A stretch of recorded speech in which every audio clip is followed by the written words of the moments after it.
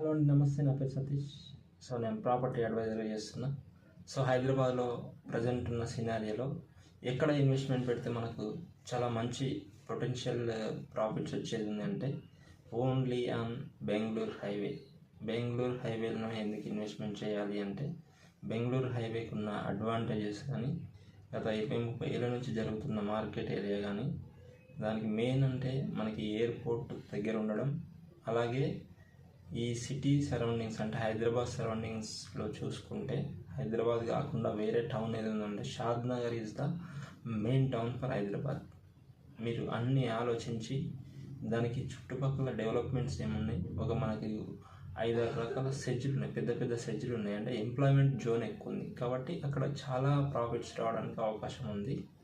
మీరు ఆ ఏరియాని ఎంచుకున్నట్టయితే ఒకసారి నాకు కాల్ చేయండి. Thank you.